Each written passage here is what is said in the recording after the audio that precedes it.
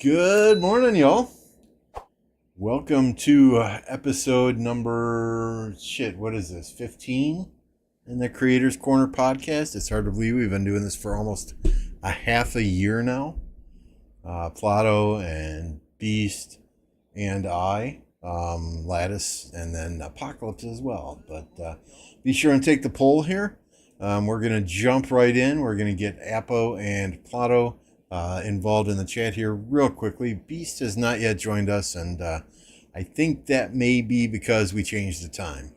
Originally, we had this scheduled for 1700, but Apo had some Arc practice matches to do for the Arc of Osiris League at 14 UTC. So he wants to go to friggin' bed, and I totally get that. So we moved it up to 15 UTC. That said, let's go ahead and bring the boys in here. Hey, can you guys hear me? Yeah, what's up? What's up? Hey, chat, can you hear Plato and Apo? Give me a thumbs up in the chat if you can. Boom, boom, baby. Boom, boom. Yeah, they got to say something in order for you to hear them. True. Hello. Mic check. All right, cool.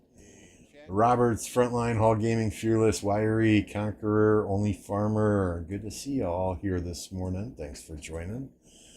We're going to jump right into things. First and foremost, you can see in the poll, we're going to start out with good news.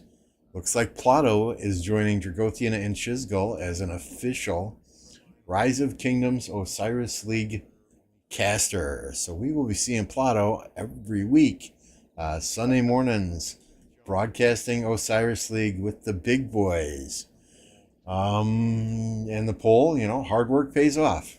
It really, really does. And Plato is one of the hardest working creators out there, always putting out videos, always doing live streams, whether it be for Call of Dragons or Rise of Kingdoms. I just congratulations, Plato. It's well deserved. Well deserved. I appreciate that, man. I'm like blushing over here. I don't know what to say to all these compliments when I used to it, but it's pretty crazy. Being able to stream with Chisco and Drago. Those are two of the biggest content creators of the old generation, or when Rise of Kingdoms first started coming up. When I started playing Rise of Kingdoms, I'd Google how to play Rise of Kingdoms, or Rise of Kingdoms guides, and then those two would pop up, and to be able to cast with them is just an honor and a pleasure. So yeah, it should be fun. I'm just hoping to bring something positive to the broadcast, and hopefully I could play off of their energy.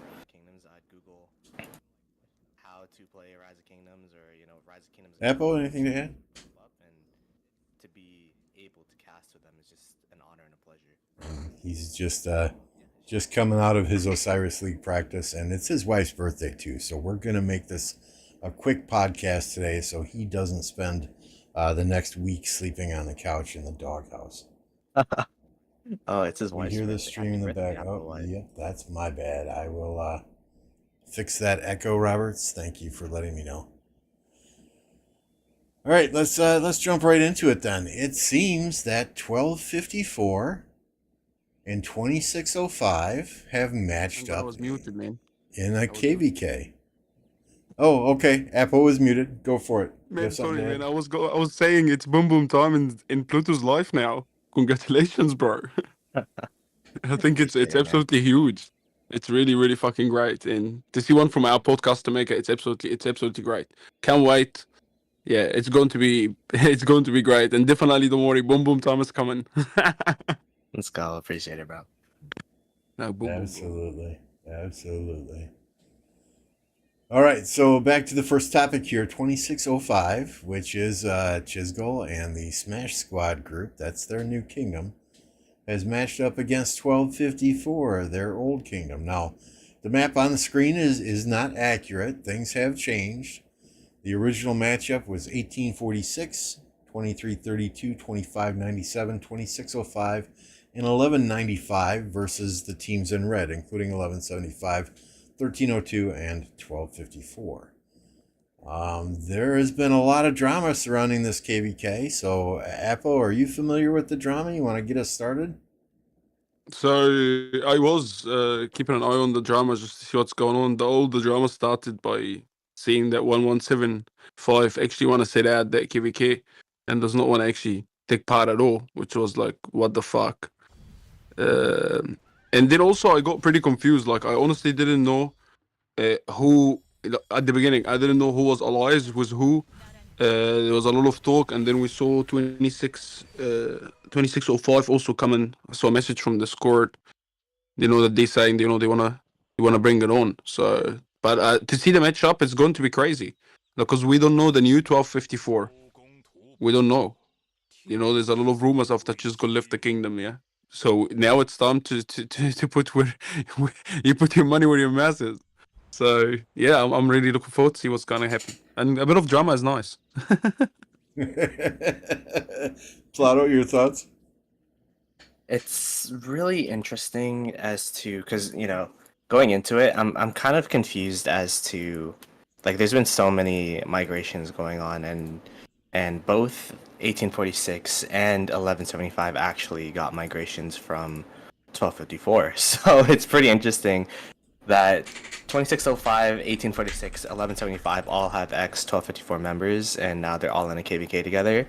I think it's going to be I was kind of interested to see because I thought 1175 was a pretty strong kingdom, especially they migrated in Daz and their group, and then they also got from that big KVK they got the 1534. Was that the kingdom that they were allied with in that 1960, 1365, 1093 KVK? Like they migrated those guys in. So I was kind of curious as to why they thought the matchup was um unfair. Although, yeah, like 1302 and 1254 kind of decimated from their past KVK. Apparently, a lot of people migrated out, so maybe that's why they felt it's unfair. But yeah, it's gonna be really interesting. I'm also curious to see how strong 1846 is. They had a really, really good showing their past KVK. One of the main driving forces that 1254 was losing against 1365 1v1 in that KVK, but I think that the 1846 being the third strongest kingdom or camp in that KVK really dictated how that KVK went. So I'm really curious to see how they do. It's gonna be really interesting because this is gonna be like the first KVK outside of 1254, exploding and migrating out everywhere to see all the different pieces that migrated to this kingdom and that kingdom, and then seeing how they fit together. And then of course, 2605 is going to be, their first KVK together. It's going to be the first, it's going to be the first KVK together currently constructed. So, with all the hype and I guess like, there's been some drama around that KD as well, with people migrating mid KVK, screwing over their allies to go join 2605. They got a lot of strong players there. Got a lot of YouTubers there. So it's going to be a really broadcasted KVK, and I don't know, we'll have to see. Yeah. It's gonna be a super toxic KVK. Hey, oh, yeah. So, obviously, the map is incorrect, as these guys alluded to. Both 1175 and 1302 said they were going to sit out this KVK if the teams remained as they are on the screen. So that then caused some changes, and 2605, 1195, the storm camp in the upper right, is now allied with the light camp in the wood camp. Mm-hmm. So it's gonna be interesting, right? Chisgo made a whole drama video about it. It's Flame, Earth, and Surge versus Light, Wood, and Storm. Is that what you're saying? Correct. Oh, okay. So Chisgo made a whole video about it, and he, here's what I find funny, right? When 2605 and Smash Squad initially announced that they were going to be leaving 1254, it was nothing but praises for 1254. Then Redline had his video, Bunny trashed him, Goose or Geese or whatever that dude's name was, he trashed him as well. And now Chisgo's latest video, it was, we were treated badly in 1254 and that's why we left. So I mean, I'm rather confused here. Were they treated good? Were they treated bad? If they were treated bad, what are the details behind that bad treatment? Sometimes life is what you make it. Instead of pointing finger, and this goes to both 1254 and 2605 and the players in both kingdoms, right? Sometimes life is what you make it. Instead of pointing fingers across the street and saying it's your fault, maybe take a look in a mirror and see what you could have done differently to have better relationships and keep that kingdom where it was, right? Maybe there's nothing that could have been done, but this is going to be an interesting KVK to watch. I think it would be freaking hilarious if 1254 goes left and doesn't even go at 2605. I think that would be absolutely hilarious because 2605 is coming for 1254. But I think it would be funny if 254 goes to the left against the wood camp instead of going north against the storm camp. That would be a slap in the face to those guys who went to 2605, right? 2K them. It's going to be crazy. Yep. Anything else to add on this one? I'm kind of curious as to why 1254 opted in to go to KVK like at this pop, because I know a lot of their cities, like a lot of their people quit, and like they didn't, like some people sold their accounts, but some people like they're just their accounts are just sitting there and they're like really high powered accounts. So I'm pretty curious as to the reasoning behind why they chose this pop and not way like I don't know max skip so that you could have the cities that are actually gone like disappear from the map, lower your matchmaking power, because they're still Imperium even though a bunch of people migrated out, which is crazy. But yeah, we'll have to see if people from 1254 are like, oh, we're fighting our old kingdom mates, and then seeing if they'll come back and fight that KVK, or if they'll just rest in peace. Yeah, but one thing too is like about the drama, it's so tough because it's like he said, she said, back and forth as an outsider to kind of judge what's going on, and that's kind of like the stance that I've been taking. It's just like it's not my problem, so I don't care type of thing. Like it happened, so then we'll have to see what happens as KVK if the drama continues to unfold. Yeah, I mean it's just funny when this matchup was originally the blue that top versus bottom. I saw a ton of people trashing 2605, 1846 in Facebook. Then 1175 came out and said they weren't going to fighting, and out comes the trash talking against 1175 for saying they weren't going to fight. So, that Facebook page is an absolute joke, right? People jump on the bandwagon and trash whoever everyone else is trashing. But I do think this was not a balanced KVK when it was top versus bottom. I really, really do, especially with 1302 coming out of a tough KVK, 1254 coming out of a tough KVK. And if what Bunny was saying was correct, a lot of the Smash Squad players were still fresh. They didn't fight a whole hell of a lot in that last KVK. So, time will tell. But this will definitely be one that I have my eyes on. For sure. All right. Next, new commanders. We can officially talk about these on my channel now. So here we go. This is who? Wow, I don't. I just call him HQ. I just call him HQ. HQ XY 2.0. What? Let's start with Plato. What do you think about this guy? It's so tough to kind of have a judgment without actually seeing the testing and playing, because it brings a kind of play style. Like his kit brings a play style that I think is kind of the opposite of what you usually do in Rise of Kingdoms, where you're like it wants you to kill a march to 0 and then reset your fighting or whatever so that you can continuously have the third skill up. So I think it's going to be really interesting, and I think it's going to be like a commander that you have to micromanage a lot to actually get it, to actually use it to its full potential. I made a whole stream about it, and I'm actually editing a video of that stream. It's just been so busy, but and then like my whole thing was like, yeah, it's gonna be a good commander, but it's not gonna be above the Nevsky Joan pair that we have already. Like if you have Nevsky Joan and you only have one Cav commander, this is something you could skip. But for that second Cav pair, I think he's gonna be slotted in there, but that's just off speculation, and we'll have to see. Apple? Well, for the new commander, I don't know. Look, I really agree with Pluto here. Exactly what I was going to say. You can't judge the commander only by looking at the numbers. We've seen it so many times. We get hyped, and then they come to the testing, and you're like, "What the fuck did I expect that commander for?" So I think we'll wait and see. But as an infantry player, I'm not gonna lie, I'm kind of pissed off. Like I made also video content uploaded for that new commander, and also it's too strong, bro. Regardless, cavalry is just too good. It's like every time there is an update to give cavalry disadvantage, there is always counter one to cover the cavalry. Like the cavalry gang is really, really well looked after. Look at your armaments. I'm a Look Cav at your main now, equipment. not They gonna always lie. cavalry, man.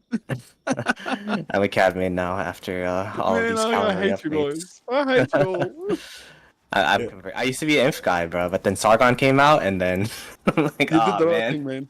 I'm still stuck in the hole. You did the right thing, bro. Yeah, 100%.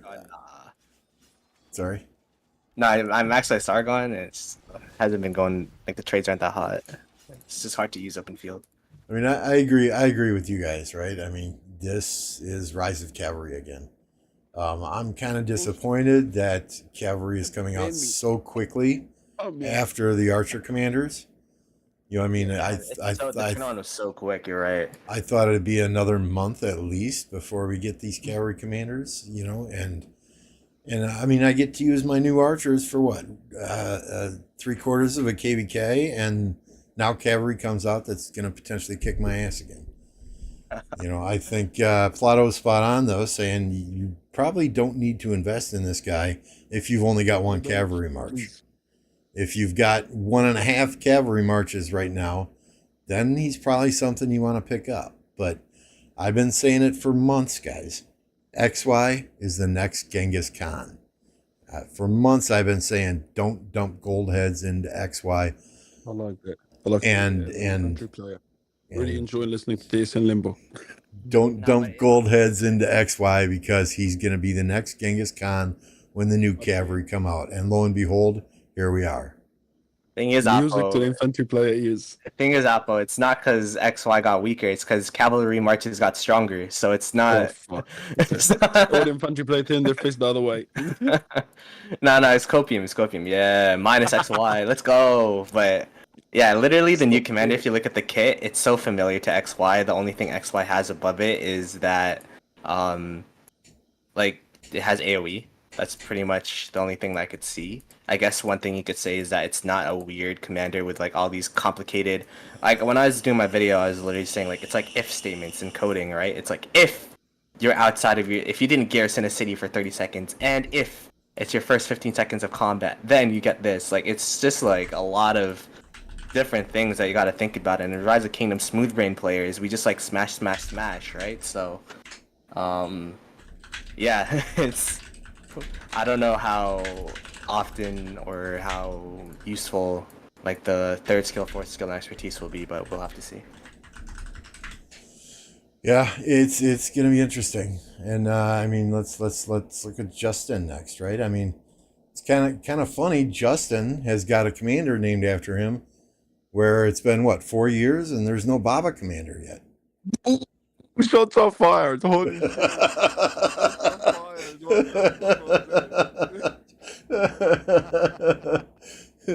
So, what do you guys think about just? They got cavalry, siege, and support. I think siege is supposed to be conquering, because you're not going to have a cavalry and a siege commander in the same thing. So Like let's go with didn't do so well. right cavalry, conquering, and support. What do you guys think here? Go ahead, Apple. What was the question? Sorry, because I was so laughing. What do you think about this commander? The second commander. Justin, yeah. Yeah, so Justin, first of all, guys, you gotta give it to them, mate. They had to do it. And I hope the next commander is Baba Attack. I hope, because there is nothing coming back from that. That's first thing. The second thing, guys, once you start reading the commander skills and you get familiar with them, you start looking at the second Attila.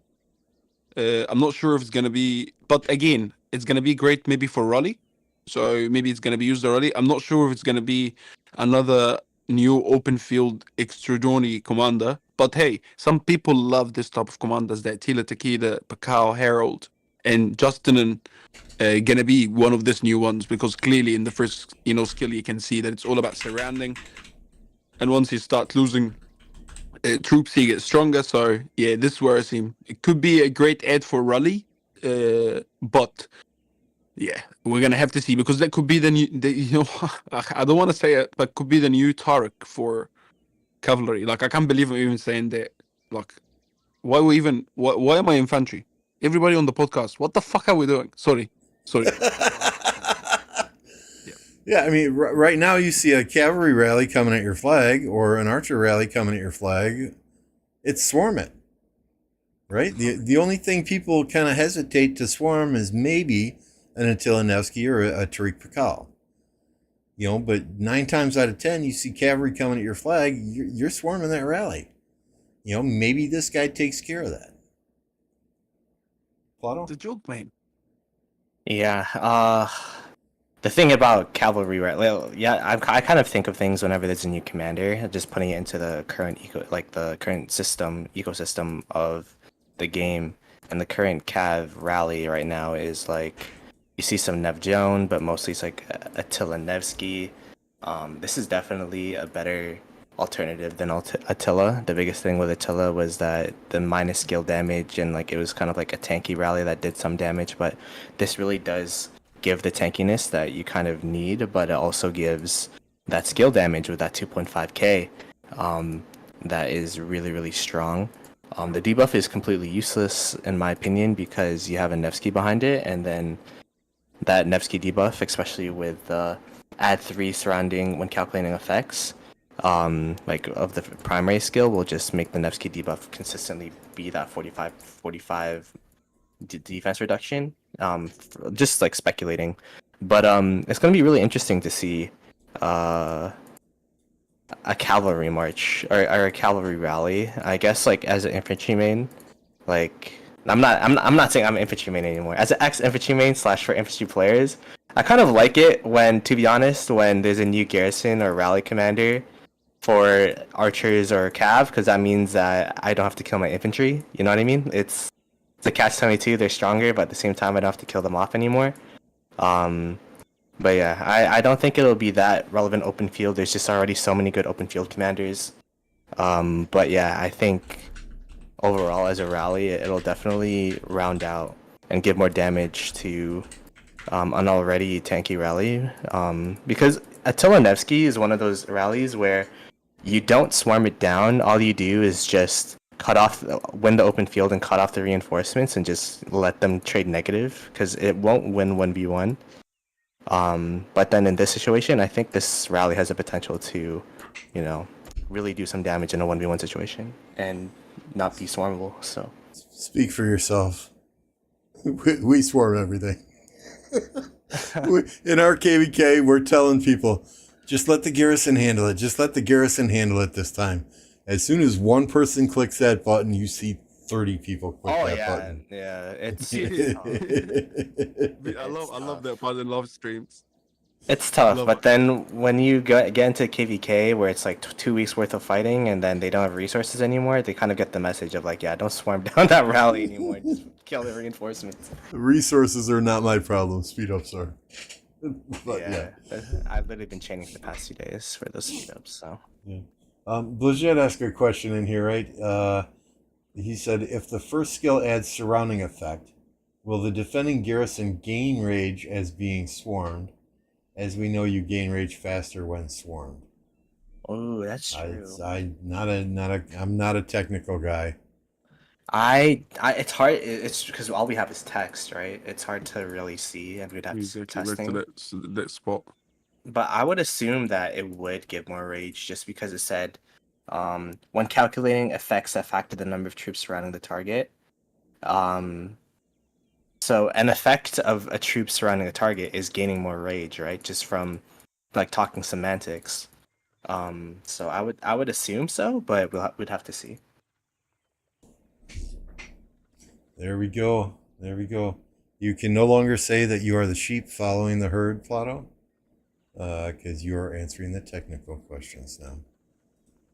I'm just reading them and like, I mean, it kind of sounds like it. Are you guys expertising either one of these? Quickly. I'm gonna expertise HQ just because I have the gold heads for him. Like the way that do my counter test with the power creep that's been going on in Rise of Kingdoms is I save up enough gold heads so that every single release I could at least max one commander. And like I just don't invest backwards. So I got like 1k gold heads that I've been saving up, and then I'll probably just do HQ because it's gonna be an upgrade over XY regardless. So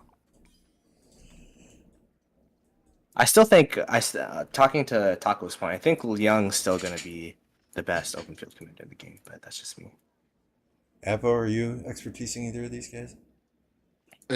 Unfortunately, would have loved to, but as I was mentioning in the chat, for me to make more cavalry marches, I need more equipment, which means more investment. You gotta balance. You can't be Yep. manipulated by the game. And we as infantry players, we stand together very strong against the manipulation of Lilith, and we're gonna hold very strong, Gosh. and we're not gonna be manipulated. Makes sense. It makes That's sense. funny. I am going to try my hardest to slow play these commanders. Our KVK is done. Final rewards are diploed yesterday, right? So we are getting the zig at the end. We coin flip kind of settled it at the end there, but our KVK is over. So I'm spinning the wheel 3 times for HQ. I will do as many MGEs as I possibly can to get the other guy to conserve as many gold heads as I possibly can. As quickly as they're maxing these commanders, I still want to have those gold heads to get Archer commanders done the next time they come out, which is hopefully not for a good 6 to 9 months, but we will see.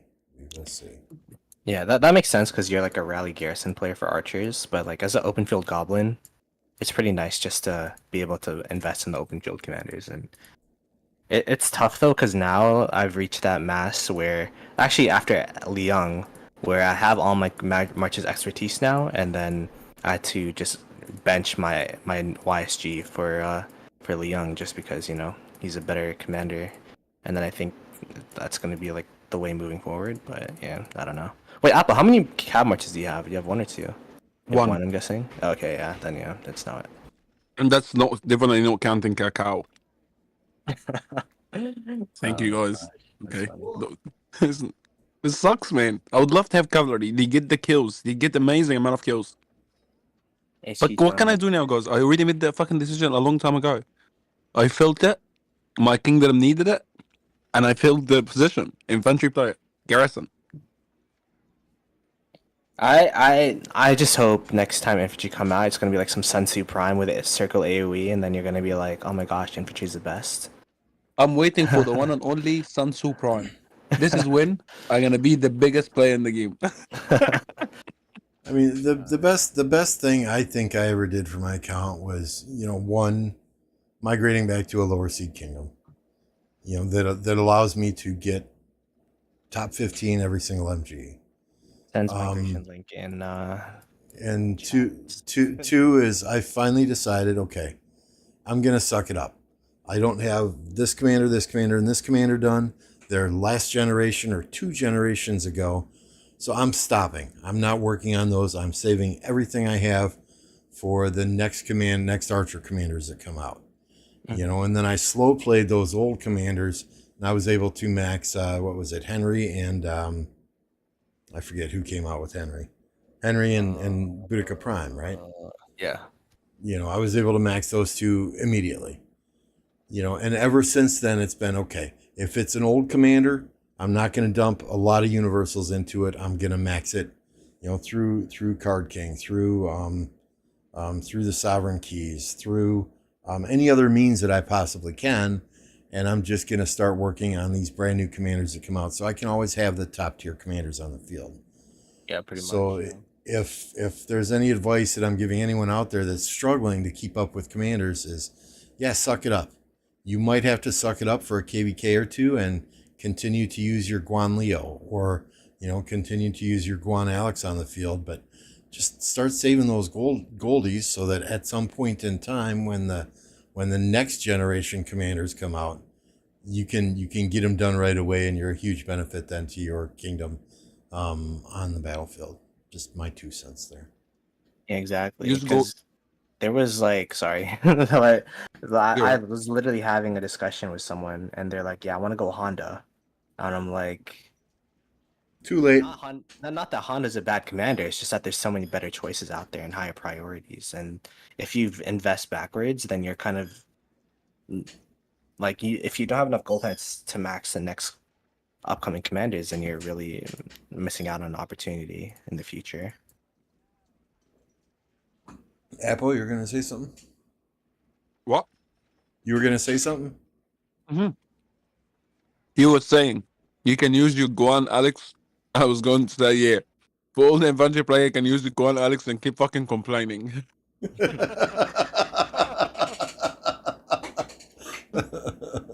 I'm actually using Guan Alex right now. It's crazy. So, chat, if you didn't know, chat, and members who are out there, we do have multiple emojis here. So, members out there, drop in the chat. Are you an infantry simp? Do you like cavalry? Do you like archers? You use those emojis. Show us what you got.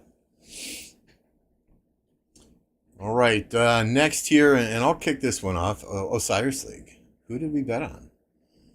I dumped every single one of my gold coins into 60 GT. I think that's the safest bet out there. Hold on. I really do. It's so funny that actually, like I was talking to Apo and like, because the favorites in Bassett are CG, but VC is such a strong team, and they're in the same kingdom. So I didn't bet in Bassett. I didn't bet in 1V. Would have been a pretty safe bet too. But I think that Horus is stronger than Anubis. And then I bet in SV68, of course. But 60 GT was right next to. I meant to bet on them, but then 60 GT was right next to SV68 for some reason, and then I pressed select, and then now like most of my coins are in 60 GT, so it's unfortunate, but I'll have to live with it. I mean, every single season, I'd always put at least one coin on OV, just because there's that sentimental value there, right? Yeah, but they're not in top 32 this time. Oh damn, really? That's crazy. But yeah, I put one coin in SV and one coin in GT, so they're side by side, and then it's mishap. Sucks. Apo, did you bet on 89, or did you go all in on GT as well? I went all the way on GT, to be honest, for the Eye of Talent. This is my my advice to anybody that wanna get the coins. You gotta look at the rewards, and these coins are rare and hard to come by.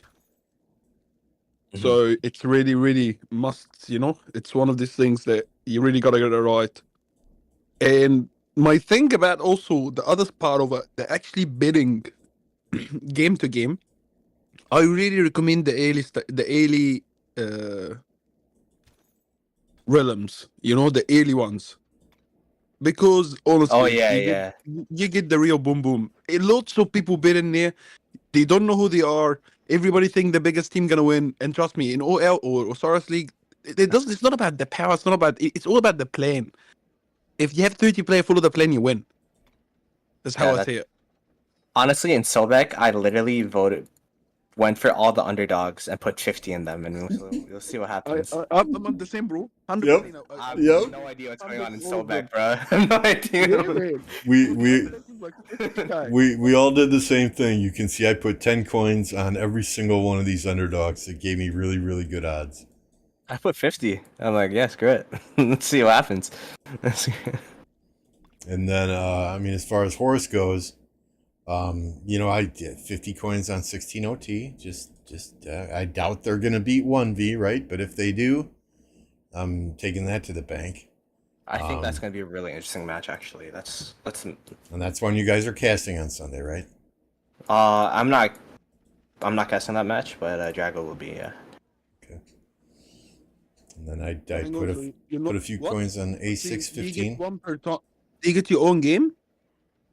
For the 15 ETC, since there's so many games, we're splitting it up to 2 streams. So Drago's gonna be streaming that one, and then So which one you streaming, bro? I'm streaming the 60 GT one. Oh, that's the one I'm watching for sure. I think that's what everybody's watching. Hey guys. Gonna be an interesting one for sure. And betting on this TR OG match, it was much more in TR's favor, and looks like it's more even now. I put 100 coins on OG. It's because people in TR were talking about how since people migrated out, they couldn't replace them, so they actually don't have a full team. Oh, that's right. They had people leave, and you can only substitute 10 people once the top 32 comes around. Yeah, they had Oh, 14 so- people like migrated out. So 14 people left, and they could only add 10 more. Mhm. That sucks. That's not too bad, but fuck. Yeah, I mean, I'm looking forward to it. The thing that I don't like is that I can't watch the games I want to watch. You know, I gotta watch what they're casting, and you know, as soon as they put up that vote, oh, who does the community want to see? I mean, come on, everyone's gonna vote for 60 GT and 1V. I mean, seriously. You know, and it sucks for them because they're gonna have footage out there of their matches and their strategy for other people to watch and come up with a plan to try to beat them. yeah, You know, it's gonna be. I still say Lilith needs to record each and every one of these matches, even if they're not casting it. They need to record each and every one of these matches, and they need to make it available so people can watch replays. Fuck yeah. That's a great idea, Lambeau. Why? Oh my god. Maybe this is the best idea here today. Stop it. Why are they not doing that? You know, I It's mean, content for them. when football teams play each other, whether it's American football or European football, whatever the case may be, there's footage of those matches somewhere, so you can see the different strategies they're using. You know, so that managers and planners and coordinators can watch those games, watch those matches, and come up with a strategy to try and beat them. Exactly. Why can't we do that here? I don't know. No, because you have to find that inside the game. We'll have to see. Maybe they will do that. I don't actually know anything about that. But That would be great. I think I don't know. They could probably look into that. We'll see. So we're going to jump to Transmutation. We're a couple weeks in. We talked about this before, but what do you? Oh God. I know our last podcast we were all on board with the they should not limit you to 10 transmutes, right? I And can't even fucking afford 5. we kind of threw around the idea, you know, maybe the 10th time you get to pick your stat.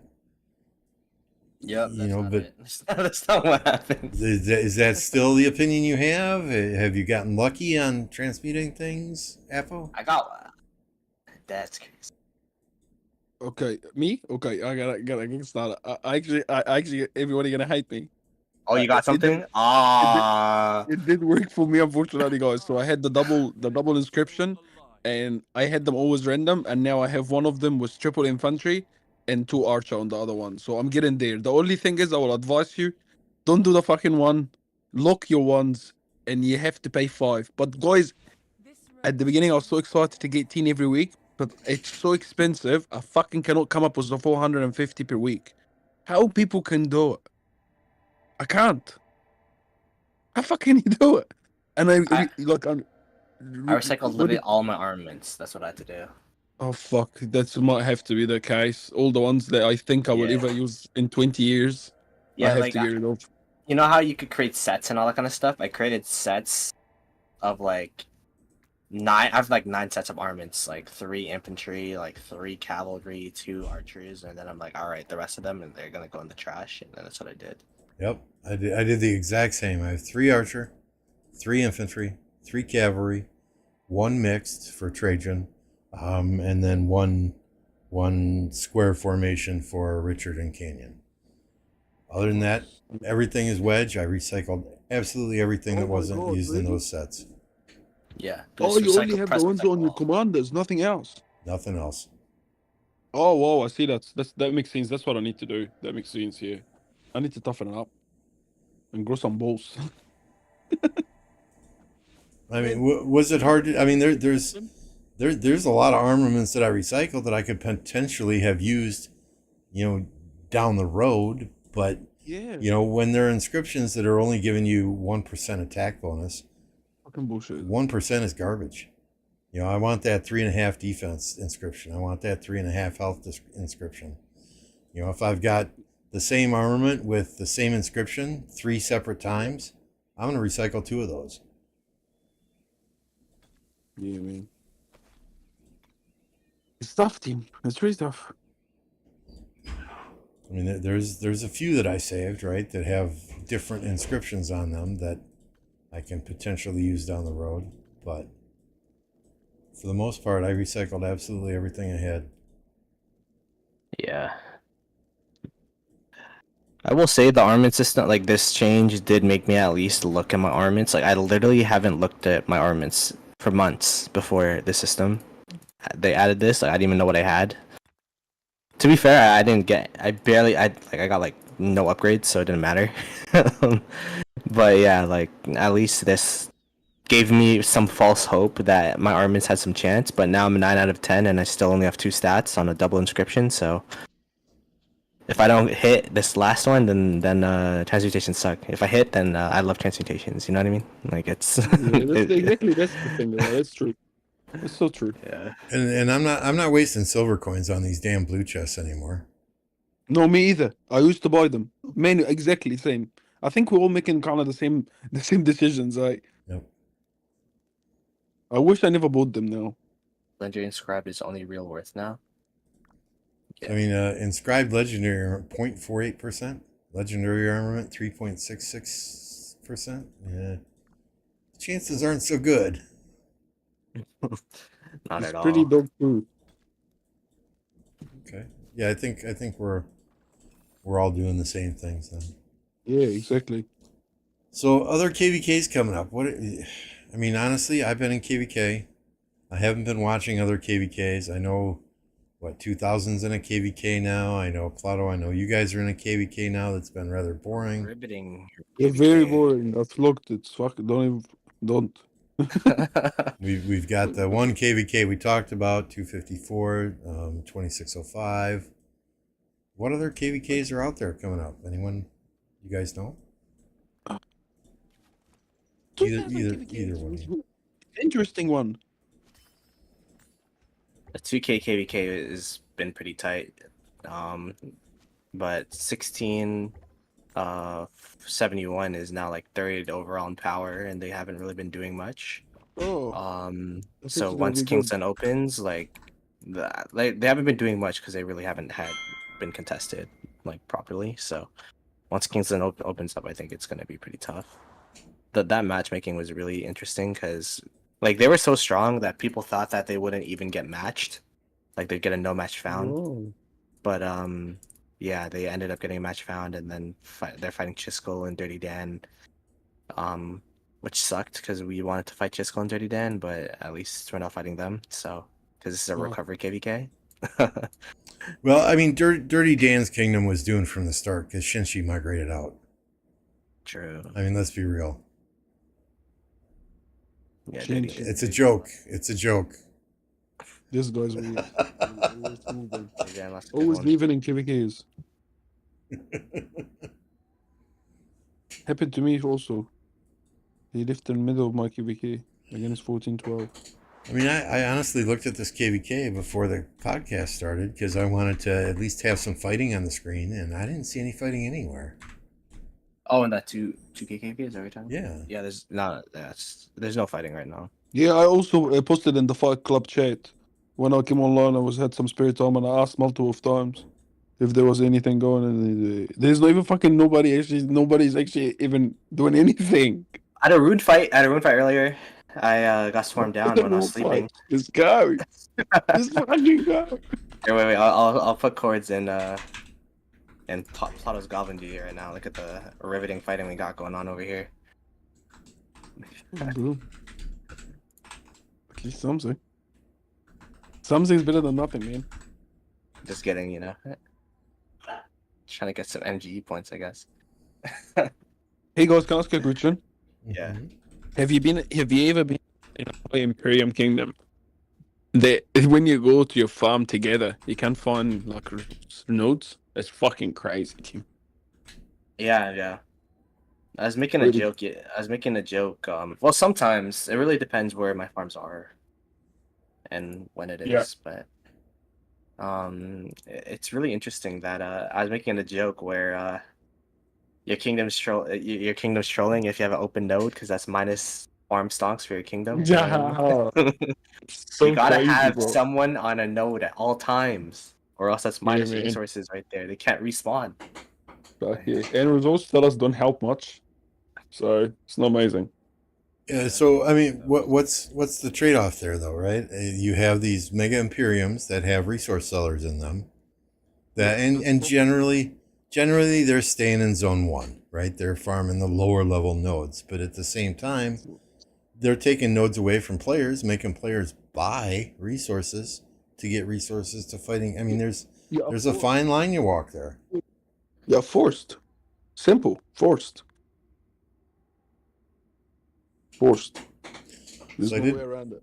I did put a poll up in chat, right? What's your next wish list KVK? And I have four options there: 1960 versus 1365, 1093 versus 1960, 1093 versus 1365, or 2049 versus question mark. No, I have to go with the 1960, 1365 myself. I would love to stream that KVK again. I think the most fun I had streaming Rise of Kingdom was 1960 versus 1365. Yeah, especially Honestly, I think since I'm not alone. they both got good migrations in. Yeah, man, and I think hey, we all had so much fun streaming the KVKs. Yeah.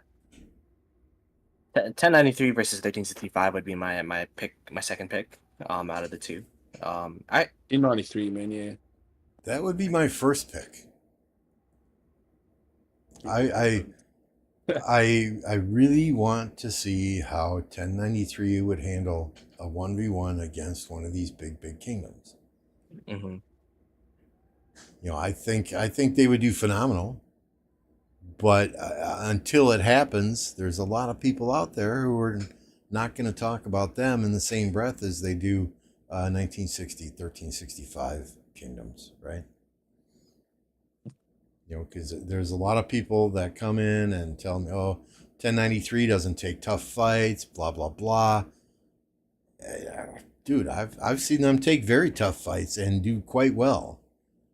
But I think those two kingdoms have a similar play style and are built similarly, with a lot of players, a lot of field presence, and they do things pretty much the same as far as refilling flags, fill-in rallies, counter rallies, that type of thing. So that would be my wish list KVK. Yeah. I mean, anyone, because that KVK with 1093, 1365, 1960 was a big and fun KVK, but it just felt like 1093, 960, 1365 were in a different playing field than all the other kingdoms, and there was like a 2v1 in that situation. So having that 1v1 with either like 1093, 1365, or 1960 versus 1365 would be pretty interesting. And I think the perfect map for that is that Warriors Unbound, right? Because it puts the two biggest kingdoms against each other right from the start. Like 2489 went against 1960 in that map, right? Mm-hmm. So I don't know. I just think that would be fun. And I want to see next. Yeah, I see a lot of talk, bro. Mm-hmm. A lot of talk about 1093. So I really a lot of talk coming from them. I really would love to see them really in a KVK. Like in 1960, it was just on 1960 side. With all due respect, I know in Kingsland they did the whole, and hey, I'm not taking any credits away. They did absolutely amazing in Kingsland, and everybody's seen it. Nobody can take that away. But I also, like you, would like to see them just 1-on-1. I want to see what they are made of. I want to see them take on someone 1-to-1. I really would love to see it, and I The need to see KVK, fair. the KVK against 1846 was really impressive. So I kind of have a respect for them, but yeah, I guess like just reinforcing it against 1365 would be crazy. Yeah. Yeah, And man. I really would love to see it. and what happened with oh shit, who was that? What was that kingdom? 1860 Apple? 1860. No, that kingdom the last podcast we had where we said KVK is not over yet. Oh, and now you're robbing some fucking. You had friends in that kingdom. Come in. All right. What kingdom? Wait, I don't think I was there for that. What are you talking about? Oh, Yeah, you did 1875. not, bro. That's it. I was Yes. rooting for Team 1875, and let me tell you guys, I'll be fucking straight with you. I didn't we did see like 2375, 2377, amazing. 1606 was really the black horse in that KVK, amazing performance in King's Lane. But 1875, I don't fucking know what's going on. Like I was going to migrate to that kingdom, you know. That kingdom is actually pretty good. Like I don't know what happened there. What I saw on my stream, I streamed it for maybe 6 hours or 7, 8 hours. I don't know. I streamed the whole King's Lane because I really wanted, to see what's gonna happen. And man, holy shit, there was no way they got swept, man. And I was rooting hard for them. So it's just they had a huge migration in, right? fuck, Where man, like I with a couldn't bunch of believe new it. people. And And what that's is the thing that's Beast? tough. That's the thing that's tough about. What is Beast? He was upset Yeah. he didn't go there. I wanna fucking ask him the same question now. Like, are you happy that you stayed? No, but like it's interesting because that's kind of the peril of consistently having like a revolving door of kicking people in and out, and then migrating in groups where sometimes you don't know what you're getting, right? Like, That's the problem. but yeah, they're still recruiting. Like Abu is still in my friend's DMs, so like they're still going strong. They got they also I saw this message. I don't know if you guys saw where 1647 was thinking about migrating there. So who knows, right? There's been like a bunch of kingdoms migrating to like different kingdoms, and then one of those kingdoms, from what I've been seeing, is 1875. So Yeah, I think the fact that they had a ton of migrants come in and they probably didn't have resources to fight. So we expect better things from them moving forward. I just kind of had to rub it in a bit, Apple. Can I ask a question? Yeah. I want to ask Beast if he was here. Will he still migrate to 1875 after what he saw? What would you, if you were, what would you do? I will be honest. After what I saw, I don't think it is the right choice. Unless they're gonna be revamping that kingdom from A to Z. Because it looks like there's a lot of fucking dead weight. It's just the truth. It's the truth. And the truth is not easy. I was team 1875, so I'm gonna tell you the truth how it is.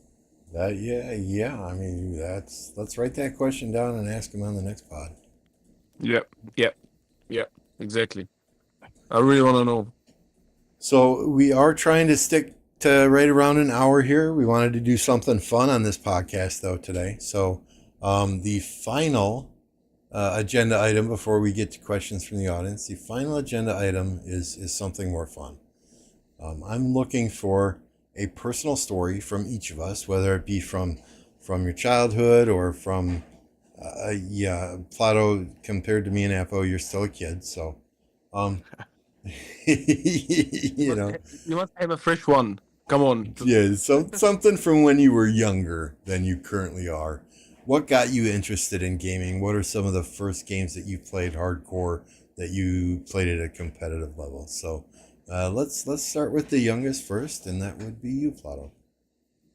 yeah, I guess to age myself, I'm 24, so 99 gang. But yeah, it's my first introduction to gaming was actually my dad. Like I'd watch him play Command and Conquer. Specifically, the first one I saw was Red Alert. And I was like, yo, that's super cool. Just being able to move around and like, because as a kid, your imagination goes wild, right? Like Like just the fact that you're able to move things around, and like it kind of captivated me, and kind of like I really liked the ability of choice and being able to drive even though you're not really driving. So um yeah, Command and Conquer was the first game I played. I played all of them: Command and Conquer, Red Alerts, Generals was one of my favorites. Tiberium Sun, like that series was really fun. I even played Renegade, which was like a first person or third person shooter. But yeah, that was my introduction into it, and but I never really played it competitively or games competitively until because like I never had like I guess like friends to play with, like you know what I mean. When I was a kid, at least in my area, like video games weren't really the most popular thing.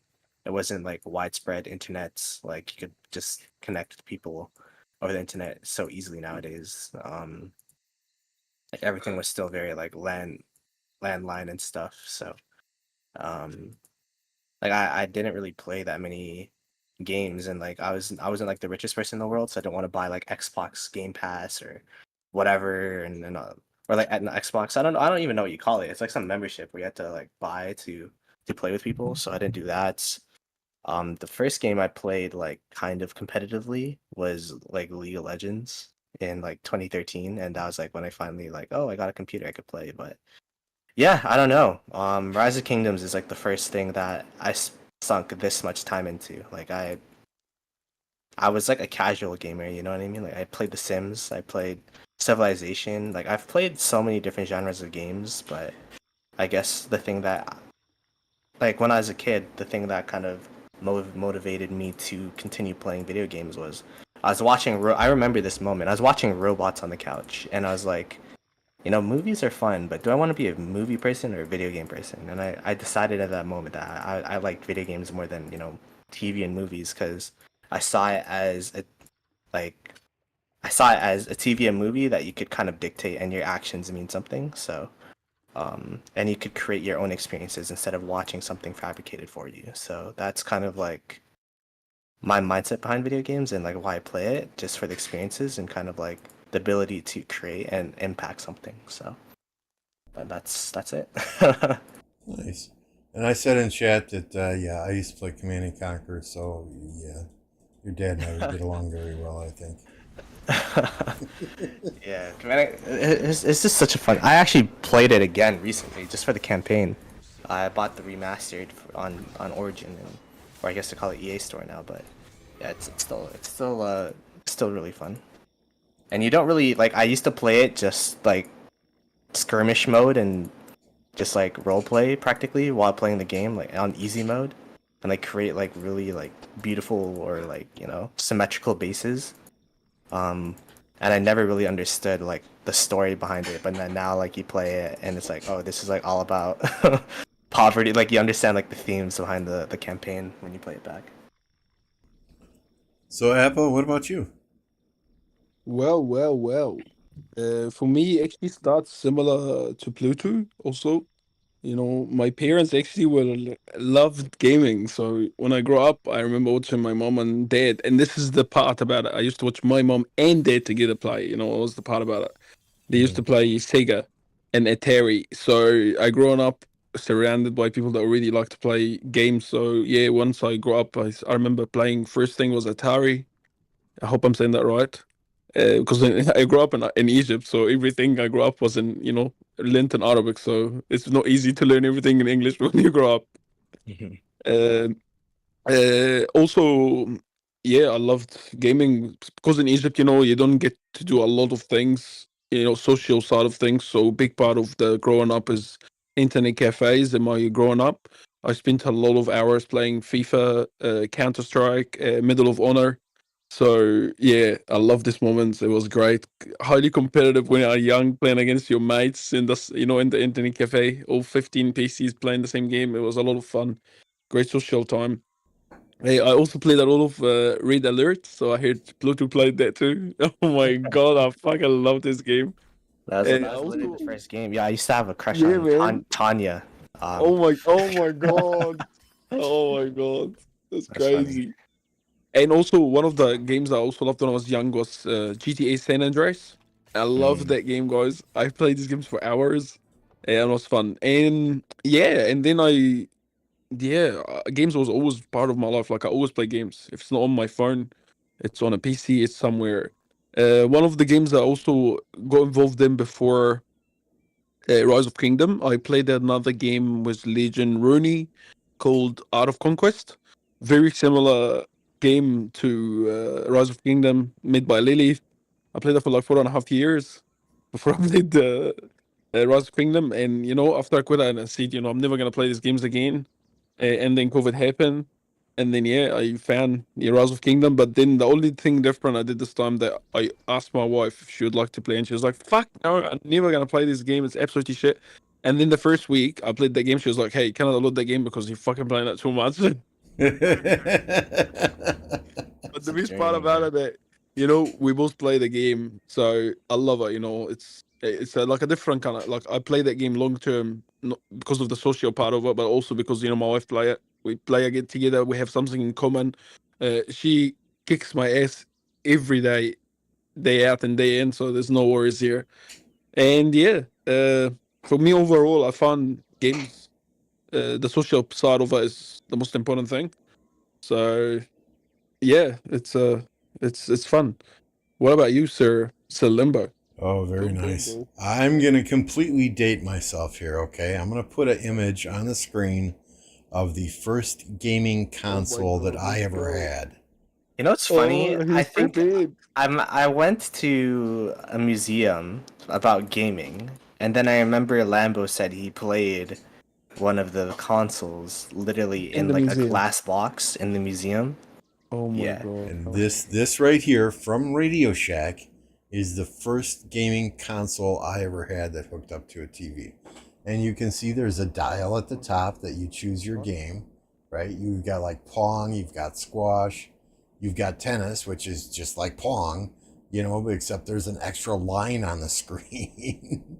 So, I mean, this is literally like What? 1977, 1978. You could have two players sitting there in front of the TV, black and white, with No that way. paddle going back and forth. Yeah, this is the first console I ever had right here. It's incredible. I You could have never seen probably it. I'm really sell fascinated. that to a What the fuck? museum. Yeah, for real. But after that, my dad got he was big into Radio Shack, so he got a TRS-80 computer. So I graduated from this to a game of football on the TRS-80, which was literally a little dot on the screen going back and forth.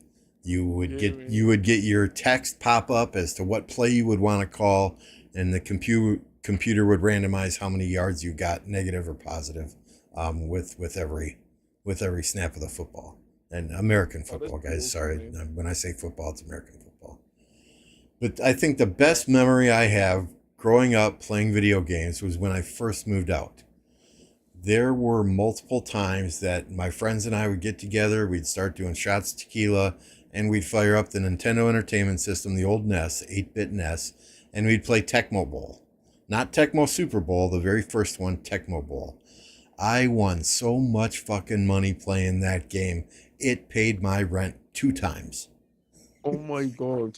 And okay, so rent back in the late 80s, it was probably like $320 a month for a 2-bedroom. So it wasn't, Oh my thousands god, I of wish. dollars, but it paid my rent at least 2 times. Getting people together, doing a round robin tournament, putting $5 or $10 on a game. That was fun as hell. Um, once those roommates kind of disappeared, yeah, we went to the Sega, we went to the Super Nintendo. But it wasn't until I started playing America's Army and Battlefield 2 that we really went super competitive again. I was on a squad that was 6th overall in America's Army. I think we were 9th in Battlefield 2. So we played, and this is before esports, right? We had various league websites that we would log into, and we would log our matches and send screenshots of our matches. And I really wish I would have kept playing that, because we did really, really well. It was before esports, before people got paid for playing Counter-Strike and such. Fuck. You know, and that was just fun.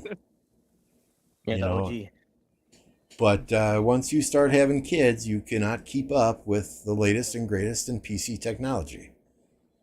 So it kind of went by the wayside for a while until I found Rise of Kingdoms. It was a mobile game. I had a tablet, picked up, started playing that. My kids are older now, so now we can get back into playing those high-end games. The problem is, at age 52, my reflexes are nowhere near what they were at age 24.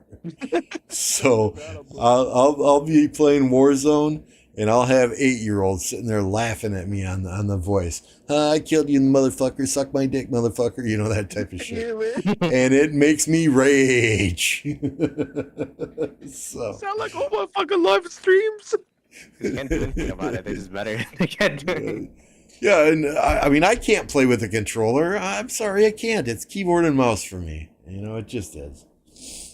But that's in a nutshell. That's how I got started gaming, and like you said, Apple, the community is the best part. You know, hanging out with the guys playing Battlefield 2 or America's Army, coming up with those strategies together, just like Rise of Kingdoms. You know, hanging out with people on Discord, coming up with strategies, planning for Ark of Osiris matches, planning for KVK, fighting side by side together, and everybody having something invested. You know, that's what I have fun doing. Sure. Good stuff. All right. Before we wrap it up here, any questions from the chat?